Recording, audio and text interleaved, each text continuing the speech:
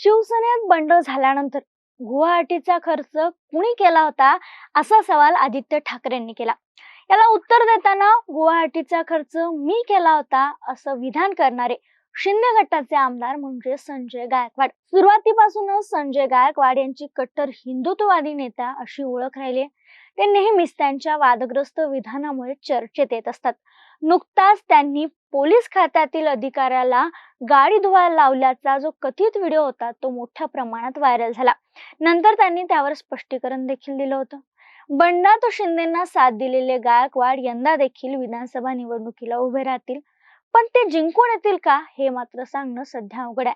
त्यामुळे काय असेल बुलढाणा विधानसभा मतदारसंघाचं गणित, याबद्दलच या व्हिडिओच्या माध्यमातून जाणून घेऊयात. नमस्कार, मी संजना.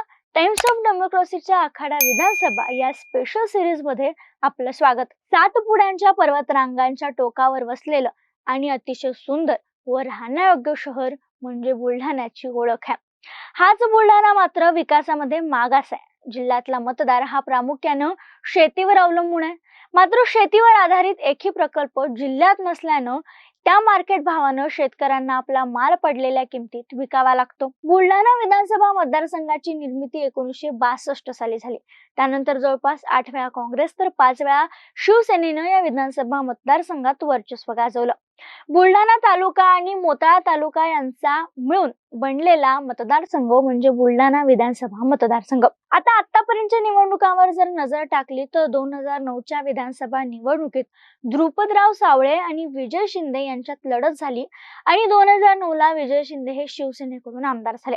2014ला मात्र जेव्हा प्रत्येक पक्षांनी स्वतंत्र निवडणूक लढवली होती तेव्हा हेच विजय शिंदे हे थेट 14 क्रमांकावर फेकले गेले.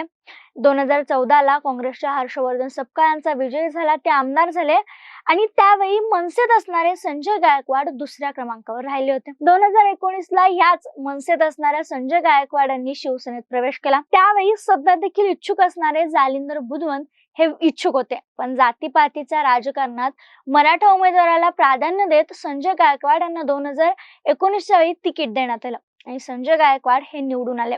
आता बघा, विजय शिंदे जे 1995, 2004 आणि 2009 साली शिवसेनेकडून बुलढाण्याचे आमदार राहिलेत, पण अशा वेळी त्यांना 2019ला डावलण्यात आलं. मग त्यांनी वंचित बहुजन आघाडीमध्ये प्रवेश केला आणि 2019ची विधानसभा निवडणूक लढवली. 2019च्या विधानसभा निवडणुकीत शिवसेनेचे संजय गायकवाड हे 67,785 मतं मिळून विजयी झाले, तर वंचित बहुजन आघाडीच्या विजय शिंदे यांना 47,000च्या आसपास मतं मिळाली. आता मात्र समीकरण बदलले. संजय गायकवाड यांनी बंडानंतर एकनाथ शिंदे यांना साथ दिली. सुरुवातीपासूनच संजय गायकवाड यांची कट्टर हिंदुत्ववादी नेता अशी ओळख राहिली. आता त्यांना बुलढाण्याच्या राजकारणात धर्मवीर अशा पदवीनं देखील संबोधण्यात येतं. गायकवाड यांनी स्थानिक स्वराज्य संस्थेच्या निवडणुकीतून आपली राजकीय कारकीर्द सुरू केली होती. बुलढाणा नगर परिषद त्यांनी चांगलीच गाजवली. मराठा आरक्षणाचं वारं युतीच्या विरोधात आहे, आपल्या सगळ्यांनाच माहिती आहे. शेतकरी प्रश्न हे देखील नेहमीच या मतदारसंघात डोकं वर काढत असतात. पक्षातूनच त्यांना आता आव्हान तयार झाले. असं असलं तरी गायकवाडांनी बुलढाणा मतदारसंघात बऱ्यापैकी विकास कामं केलं असल्याचं ग्राउंड रिपोर्ट वरून दिसून येतं. मध्यंतरी देखील विरोधी पक्षनेते विजय वडेट्टीवार यांनी सरकारने दिलेल्या सुशोभीकरणाच्या कामासाठीचा जो पैसा होता त्या पैशातून संजय गायकवाडांनी फार्म हाऊस बांधलं असा आरोप त्यांनी केला होता. आणि यालाच उत्तर देताना संजय गायकवाडांनी फार्म हाऊस हे खूप आधी बांधलं असून बुलढाणा विधानसभा मतदारसंघात अनेक रखडलेली विकास कामं मीच केली असा दावा केला. आता या मतदारसंघातून स्वतःच्याच पक्षातून गायकवाडांना आव्हान तयार झालंय. असं म्हणण्याचं कारण म्हणजे जिजाऊंच्या जिल्ह्यातील बुलढाणा विधानसभा मतदारसंघ हा महिलांसाठी राखीव ठेवावा अशी मागणी शिवसेनेच्याच शिंदे गटाच्या महिला नेत्या प्रेमलता सोनवणे पाटील यांनी केली. तसेच त्या दृष्टीने त्यांनी पक्षाकडे उमेदवारी देखील मागितली असल्याची माहिती आहे. पक्षानं जर उमेदवारी नाही दिली तरीही त्या विधानसभा मतदारसंघातून लढण्यावर ठाम आहेत. तशी तयारीही त्यांनी सुरू केली आहे. त्यामुळे युतीमध्येच संजय गायकवाड यांना आव्हान निर्माण झाले. याशिवाय बुलढाण्यातून शिवसेना उद्धव बाळासाहेब ठाकरे पक्षाचे जिल्हा प्रमुख जालिंदर बुधवत हे देखील मुख्य दावेदार असून त्यांनी देखील प्रचाराला सुरुवात केली. त्यांना उमेदवारी दिली जावी अशी मागणी होती. माजी आमदार हर्षवर्धन सपकाळ विधानसभा लढवण्यावर ठाम आहेत. घाटावरचा बुलढाणा तालुका आणि घाटाखालचा मोताळा तालुका या दोन्ही ठिकाणी विद्यमान हर्षवर्धन सपकाळ यांचा जनसंपर्क, लोकप्रियता आणि मतदारसंघात असलेली पकड महत्वाची आहे. त्यामुळे आमदार संजय गायकवाड यांच्या समोर आतापासूनच आव्हान दिल्या जात असल्याची चर्चा राजकीय वर्तुळात केली जाते. त्यांच्याशिवाय डॉक्टर मधुसूदन सावळे, संजय हाडे, सदानंद माळी हे इच्छुक आहेत. प्रदेश सचिव जयश्री शेळके, प्रदेश उपाध्यक्ष संजय राठोड यामध्ये देखील चुरस आहे.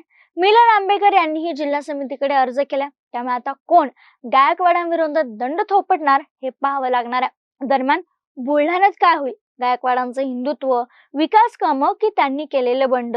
लोक कशाचा विचार करतील? काय वाटतं? कमेंट मध्ये सांगायला विसरू नका.